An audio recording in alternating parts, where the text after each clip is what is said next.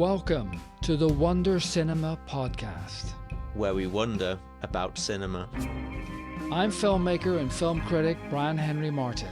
And I'm cinema historian and author Dr. Sam Manning. We're going to tell the remarkable story of one cinema, but not just any cinema, the Wonder Cinema of Ireland. Picture Palace from the Golden Age, which showed the greatest films and hosted the biggest movie stars. For more than 50 years, it entertained thousands of people a night, but then floods and flames would end its reign. And where is it now? So join us on a trip which takes us from the Wizard of Oz to Reservoir Dogs to the Wonder Cinema of Ireland, the Ritz, Belfast.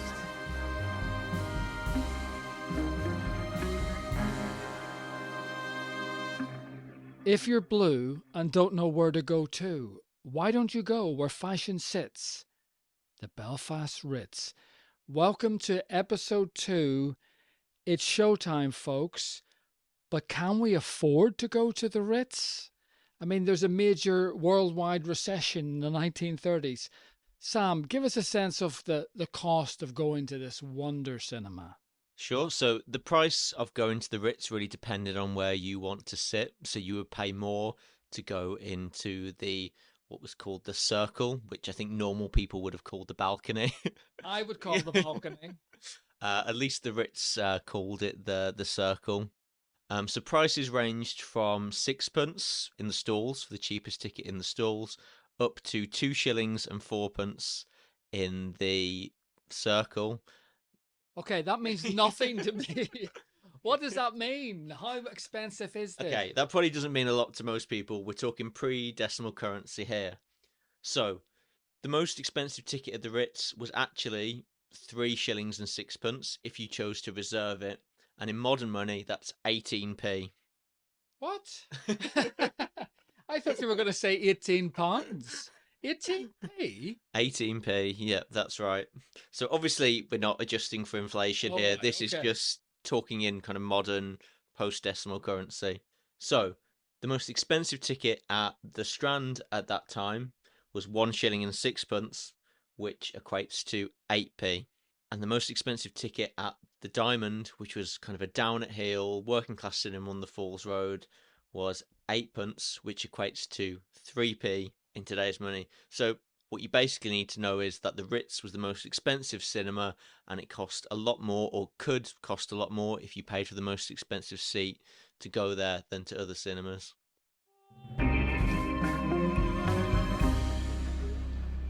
Sam, we're at the side of the Ritz building here, and of course up above us would have been the neon lights blazing the name Ritz all around the city. But there was a very important architectural feature included for the patrons of Belfast along this side of the building.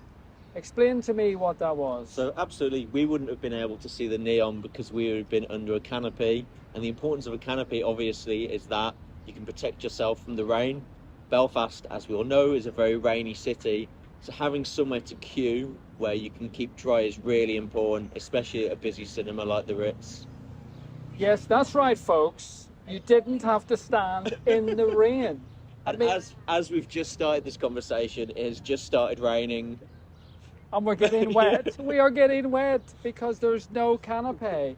And this canopy was lit. It had lights. I mean, it's extraordinary to me. We're in the city of rain. It has just started to rain. As soon as we mentioned the word, it started to rain. But that was a great feature of this cinema. Absolutely. And even I remember some people talking about entertainers walking along the queues and providing entertainment for people who are waiting to get into the cinema. So even waiting was entertaining. Yeah. Even the wait was not boring. Yeah, it was all part of the experience, the anticipation as well as of having to kind of queue up and wait to go in to build that sense of excitement. The cinema opened, as we discovered, in November 1936. So tell me about the experience, though, for an ordinary patron, for the likes of you and I, Sam, that if we went to the Ritz, what would we experience on visiting this mighty cinema? So if you walk in to the main entrance through a set of stairs, you will be in the main vestibule. Still struggling to use that term Every there. time you say This is vestibule, Yeah. This is how the Ritz I'm described thinking, it. I'm thinking, where? Yeah, this is how the Ritz described it. So your ordinary person coming off the street might Yeah, not have said we're going into the vestibule, they definitely but wouldn't have. okay, they're in the vestibule, foyer, whatever you want to call it. You have chandeliers above you, thick pile carpet. On the right are the pay boxes. You can buy a ticket. If you bought a stalls ticket, you can go straight through on ground level. If you're in the circle, the balcony, you would walk straight in front of you. There's a big grand staircase. You go up that staircase. You turn round on yourself. In front of you is the Ritz Cafe. If you don't want to go to the cafe, you just go through the doors into the balcony seats. Okay, but as we know from the cost of the seats, to go up, to be elevated in any shape or form in this cinema costs more money. So the wealthier you were, the higher in the cinema you could go. But Sam, in terms of entertainment for the ordinary person, I mean, the Ritz turned this up to 11, quite literally. I mean, live entertainment, strangely, was such a key part of the cinema experience. I mean, talk to us about that. Yes, so in the last episode, we talked about the opening night and how that included a range of different performers at the Ritz.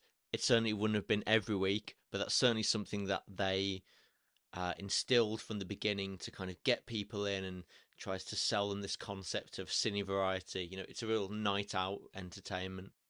Now, that's a term that I'd never heard before, cine variety. Now, we're talking about, as well as a film, we're talking about comedians, singers, magicians, maybe even acrobats.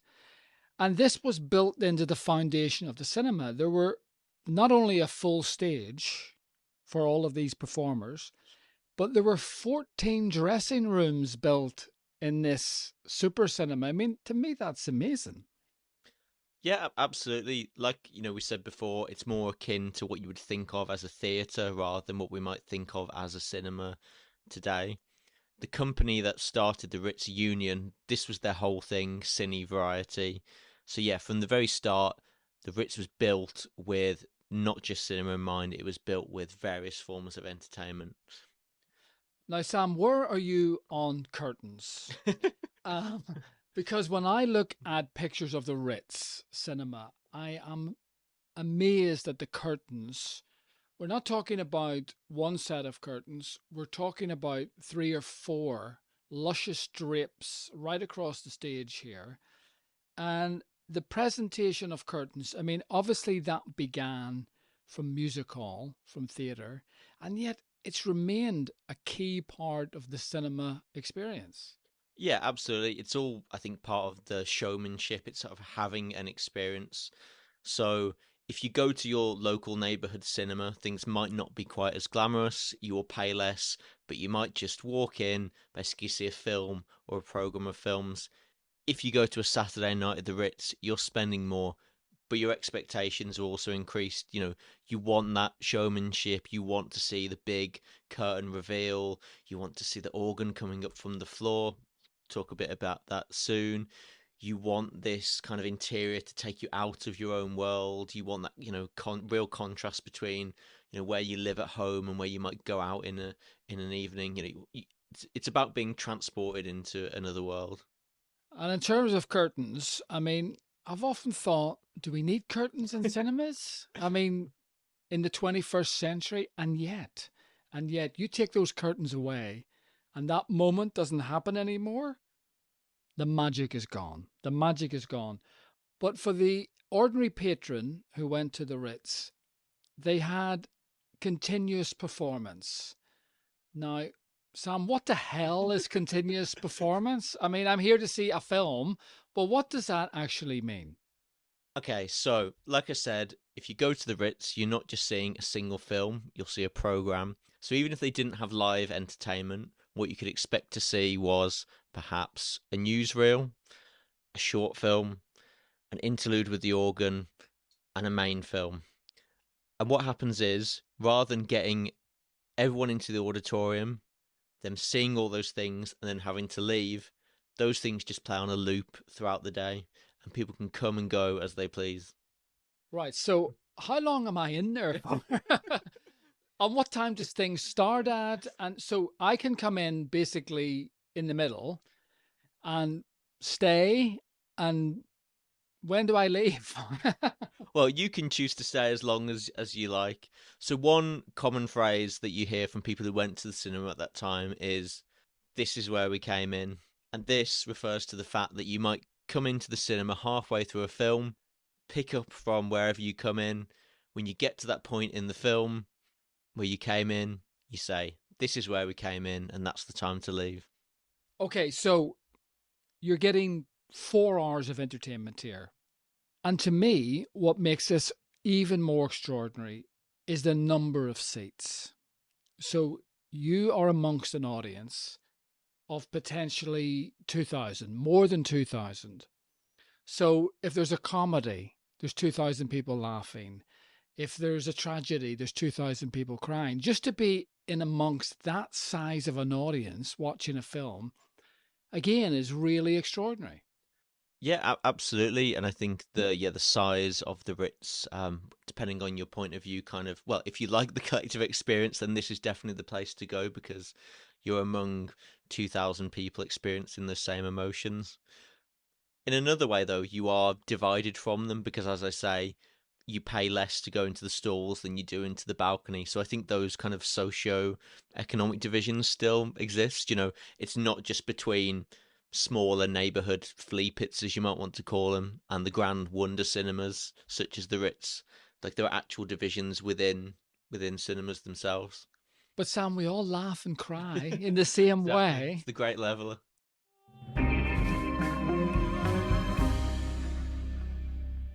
Now, one of the great attractions of the Ritz Belfast was the cinema organ.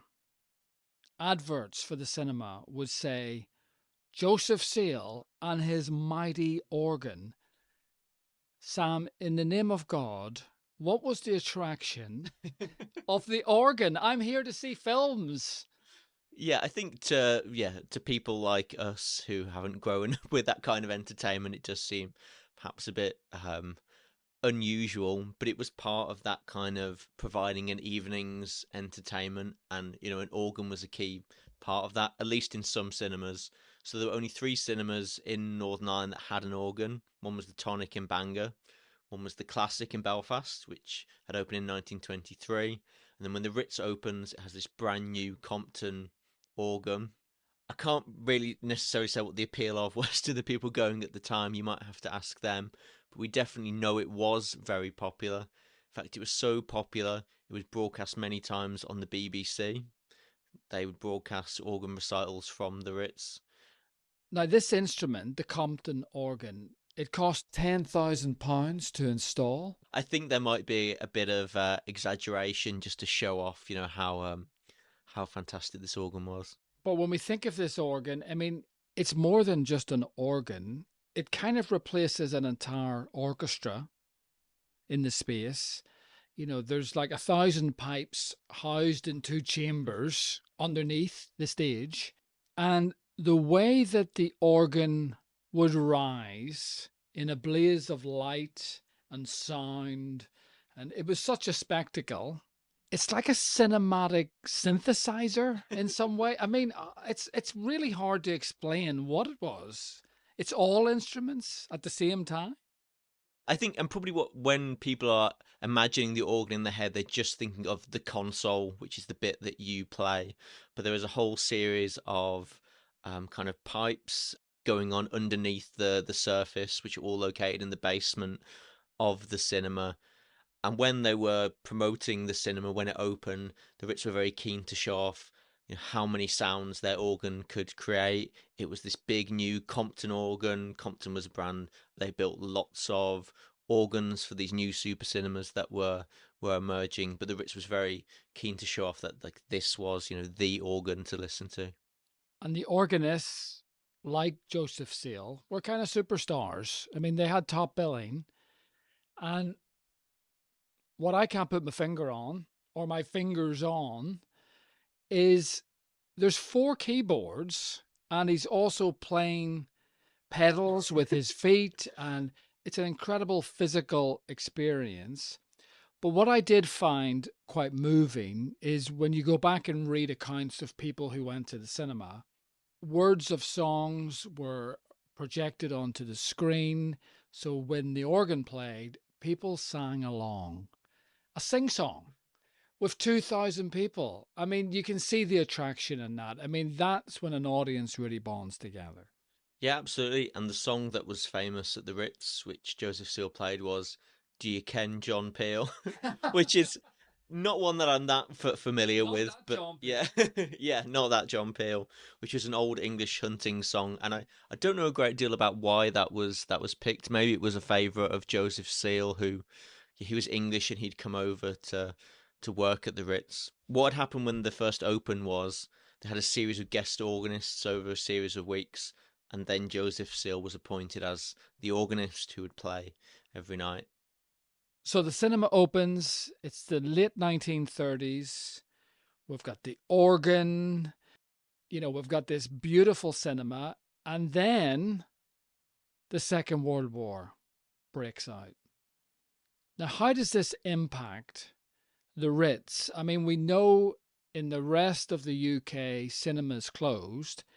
In Northern Ireland, cinemas did not close. But what was the impact of the Second World War on the Ritz?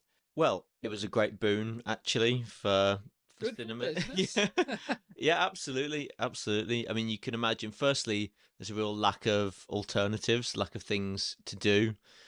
Cinema is already very popular, and it's popular partly because of escapism, and the need for escapism really increases during the war. It's an opportunity for people to take them out of themselves. I mean, equally, it's also an opportunity to learn more about what is going on in the war through things like newsreels and yeah, different bits of propaganda that were presented to people. In fact, lectures were held at the Ritz to inform people about civil defence, so it had a kind of dual purpose in terms of education and entertainment. And classic films were screened during this period, the early part of the war. So the war breaks out September 39, and then in the 40, 41, 42. So The Wizard of Oz, Gone with the Wind, later Casablanca. I mean, The Wizard of Oz to me, what an extraordinary film to see in 1940 at the Ritz. And it puts into perspective There's No Place Like Home, Somewhere Over the Rainbow. I mean, that would have been a completely different watch in those circumstances. So you don't think about The Wizard of Oz as a war movie, and yet it was. Yeah, no, it's also interesting. It takes a while for these films to come to Belfast. So, films that other people might have seen before the war, people in Belfast are only seeing during the war. So, for instance, Gone with the Wind only comes to Belfast in 1942, which is like 2, 3 years before it's actually released. It's released in America. It has this big run in the West End in London, and then goes to all the biggest suburban cities. So people in Belfast have to wait, years before they get to see this film, and they would have read about it, they would have anticipated, and when it does come, it's really really popular. It's shown for a number of weeks. There are increased prices because it's such a special screening. Probably the bad thing for the cinema is that it's so long. You can only fit two screenings of Gone with the Wind in, whereas Try doing yeah, your yeah, continuous programming with Gone with the Wind. yeah. Ideally, you want to keep people coming and going to maximize revenue, which is a bit more difficult with such a long film. But you can see how cinema would have represented hope and would have, helped with the public morale to go and see these great films at this time. But of course, Belfast was bombed by the Luftwaffe in April, May 1941. Several cinemas were destroyed on High Street and York Street. The Ritz was not struck by bombs at this point, but it would have been affected by air raid warnings, and I read there was a bit of grumbling because if you left a film because of an air raid warning, you didn't get your money back and you didn't get to see the end of the film either. So it wasn't perfect. But one of the most significant impacts on the whole of Belfast and Northern Ireland was the arrival of the American GIs in January 1942. And ultimately, 300,000 GIs would come through Northern Ireland. And that would have a big, significant cultural impact. What impact did it have on the Ritz? Yes, so undoubtedly these GIs would have been going to the cinema. One of the big issues at this time was that the Ritz didn't open on a Sunday. What? No cinemas open open in Belfast on a Sunday, and you can imagine the reasons why, Belfast being a very Sabbatarian place. So cinemas in other parts of Northern Ireland did open, but that was the decision of local councils. Special permission was given for certain cinemas in Belfast to open for the forces on Sunday, but that wasn't the Ritz. They could go to the Kelvin, which was just across the road, and the Imperial, which was kind of further towards the centre of town. The Ritz did ask the council on several occasions if they could show films on Sunday for troops and for war workers. They wanted to show films as part of the Why We Fight series, but they were rejected. So unfortunately, the Ritz wasn't able to open on Sunday for those GIs to come in. And yet, Sam, one of the most successful films during this period at the Ritz was This Is the Army, Irving Berlin's This Is the Army. Now, tell us about the success of this particular film. Well, this broke the box office record at that time, which I don't have the figures uh, for that, but we know because the next time it was broken, they said that the previous record was for This Is the Army. Now, what I think's interesting about that is it's adapted from a stage musical. Ronald Reagan stars in it. It's directed by Michael Curtiz, who, of course, had done Casablanca. This was very much a GI propaganda film. I mean, it's a stage musical with GIs performing. So it feels like an American audience would have been at this film. I mean, there's no question they would have went to this film. It was very much kind of appealing to them at the time. I agree with everything you said, but I think there is a slightly more practical reason is that this was able to be shown 5 times a day Okay. because it was a shorter film. So, Gone with the Wind, you can only show twice a day. This you can show 5 times a day and get people in and out. And of course, going back to the beginning of this episode, Irving Berlin was the songwriter of Putting on the Ritz. Okay, so This Is the Army is a huge hit during this period. What do we know about the other films that would have screened at the Ritz during this golden age of Hollywood? Well, there were, the normal kind of films that would be seen in other parts of the UK. At this time, there was also the emergence of special screenings. So we're going to talk about these a little more in the next episode, but there were things called midnight matinees. Midnight matinees? But that's a Yeah. contradiction, Sam. You can't have a midnight matinee. Well, exactly. And they didn't even really start at midnight. They normally started at about 11. But for instance, one of these was In Which We Serve, the Great British War film.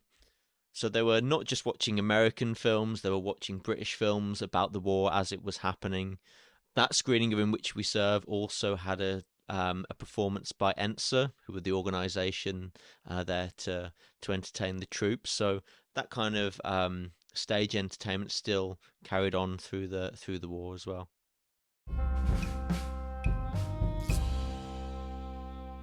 So, Dr. Sam, we have talked about the experience of attending the Ritz in this golden period and the attractions that were on offer inside the cinema, and how, even during the war, in a way, all of this was boosted in terms of the hope that it gave ordinary people. But what I'm interested in is, what did people eat in the cinema? And this is not just at their seat, but also in this cafe. And the thing about the cafe is, if you see exterior photographs of the Ritz, giant signs say cafe open to the public. So it's like you can come to the cafe and not even go to the cinema. So, what was the attraction of this cafe, first of all? Well, according to the opening brochure, Brian, you could have a creamed morning coffee, which is one of the many specialities they were serving. They say they have luncheons, teas, suppers, and light refreshments served at popular prices. I'm not sure what they mean at a popular price. I thought a popular price would be a cheap one, but they say they have four-course luncheons at 2 shillings and short luncheons at 1 and 6. So that's about the same price as you'd be paying for a ticket as you would for these luncheons. Okay, but this is in the cafe. So you would go there and basically dine. They even had a little dance floor. So they had live music in the cafe. I mean, this is like something from a luxury liner or something, isn't it? I mean, it seems a world away from cinema now. Yeah, absolutely. It's all part of this experience of going to the Ritz, of spending an evening or an afternoon there, kind of building it into that routine, going to the cafe and then going to watch a film. Yeah, it was very popular. And also, you didn't even have to go and see a film. You could just go to the cafe if you wanted to. Now, there were two doorways from the cafe into the balcony. What are the chances of you and I pretending to go to the cafe for a cream tea and sneaking through one of the doorways into the balcony? Very slim, I would Yeah. say. That would have been an attraction. But Sam, here's what I'm amazed about. The cafe opened until midnight. Yeah, in fact, well, when it first opened, it only opened until I think 10:30, but in a couple of months they said the cafe is so popular, we are going to open until midnight. Cafes in Belfast, in my lifetime, close at 4 o'clock. So, how this cafe is open until midnight, I find extraordinary. Yeah, it's incredible, isn't it? I think if you think the program is ending at about 11 o'clock, so people must be coming out of the film, and then there's a desire to go to the cafe afterwards. And in fact, that experience is something that gets curtailed slightly by the war because it has to close earlier, so it then closes at 9:30 during the war. And remarkably, if you're in the balcony, the circle, you can be served to your seat. Tea, buns, I don't know what, but they brought it down on a tray to your seat. I mean, that feels incredibly modern. Yeah, it does feel like we've gone full circle. So you can go to the Avenue Cinema now, and they do table service, which is something that I didn't think would ever have been a part of the Belfast cinema experience, but certainly that's something that the Ritz was doing. But in terms of the ordinary punters in the stalls, what would they have been eating during the film? Well, mainly sweets, chocolate, ice cream, yeah, those kind of things. Popcorn, probably not. That came much later. Yeah, those are the kind of, yeah, sweet treats. Obviously, the war becomes an issue then because of rationing, and that kind of means that people are able to consume less of these kind of things that were so central to the cinema going experience at that time. Okay, so there was a confectionery shop, a stand, and there were usherettes who would have come round as well, and you could have bought ice creams and chocolates, etc. Smoking would have been prevalent. Could we have even seen the screen with the fumes of smoke? I'm gonna say probably not. Kind of seeing the smoke through the projector beam is something that lots of people who went to the cinema at that time talk about. I'd say most public places in the 1930s would be completely smoke filled. Now, at the end of the evening, something significant always happened in these entertainment establishments, and certainly in Northern Ireland. And this was quite a divisive moment. So, what did happen at the end of the evening? Well, they played the national anthem at the end of the evening. God save the God, God, king. God save the king. Later, God save the queen. Which obviously in Northern Ireland becomes particularly controversial. Now, in other parts of the UK, they did this, and it was disliked by many people who tried to run out before it was even played, because if it started playing, then you would have to stand up and wait until the end. But if you could get out before then you were kind of free, as it were. But obviously, Northern Ireland being the divided society it is, it takes on a new meaning. In cinemas on places like the Falls Road, they just wouldn't play the national anthem for obvious reasons. But obviously, in city centre cinemas, they would do this. If you were that way inclined, get out of there before that begins, that's for sure. Well, Sam, here's the amazing thing. I have the phone number of the Ritz here. It's Belfast 22484, and you can call it from 12 noon. So we're past that point now. I'm going to give it a little ring here and see if anyone answers. Wouldn't it be amazing if they answered the phone in some kind of all of us strangers way, that the Ritz is still open? So let me give them a call and see if there's anybody there.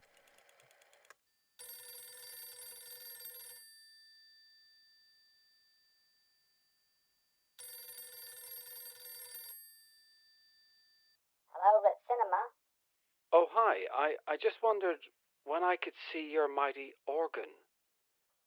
Well, it's a continuous program, so if you come at 12:30... And in the next episode, Sam, we're going to go to the 1950s and the spectacle of the biggest movie star in the world on the stage of the Wonder Cinema.